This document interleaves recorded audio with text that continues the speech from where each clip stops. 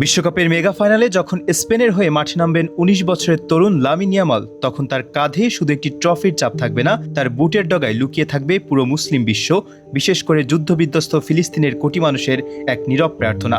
কারণ এই ফাইনাল শুধু আর্জেন্টিনা বনাম স্পেনের ফুটবল ম্যাচ নয়, মাঠের ভেতরে লড়াইকে ছাপিয়ে এটি যেন এক বিশাল আদর্শিক ও রাজনৈতিক যুদ্ধের ময়দান। একদিকে রয়েছে আর্জেন্টিনা, যাদের বর্তমান রাজনৈতিক নেতৃত্ব ও নীতি নির্ধারকেরা ফিলিস্তিনের উপর চলা নির্মম আগ্রাসনকে সরাসরি ও প্রকাশ্যে সমর্থন দিয়ে আসছে। গাজার লাখো শিশুর আর্তনাদ যখন বাতাসে ভাসছে, তখন জুলমের পক্ষে সাপাই গায় আলবিসেলেস্তাদের এই রাজনৈতিক মিত্ররা। আর ঠিকই তাদের বিপক্ষে এবার ফাইনালে বুক চিতিয়ে লড়াই করতে নামছে স্পেনের জার্সিতে খেলা ১৯ বছরের এক মুসলিম ওয়ান্ডারকিড লামিন ইয়ামাল।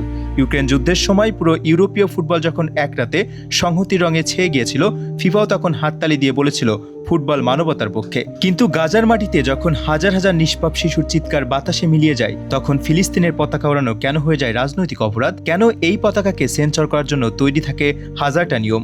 পশ্চিমাদের এই সূক্ষ্ম ভণ্ডামির গালে সপাটে এক চর মারার নামই এখন লামিন ইয়ামাল।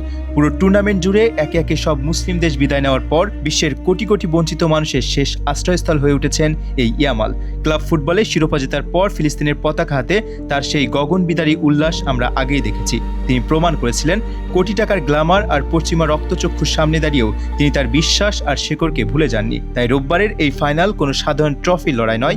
একদিকে বিশ্বমঞ্চের চকচকে আলো আর জুলুমবাজদের কালো ছায়া, অন্যদিকে গাজার ধ্বংসস্তূপে বসে থাকা অসহায় কিছু চোখের শেষ আশা। ইয়ামাল যদি এই ম্যাচে জিততে পারেন, তবে হয়তো আরও একবার বিশ্বমঞ্চে উড়বে সেই লাল কালো সাদা সবুজ পতাকা। পশ্চিমা পরাশক্তিদের বুকের উপর দাঁড়িয়ে ফিলিস্তিনের পক্ষে এমন একটি নীরব প্রতিবাদ হয়তো কোনো অস্ত্রের চেয়েও বেশি শক্তিশালী হবে।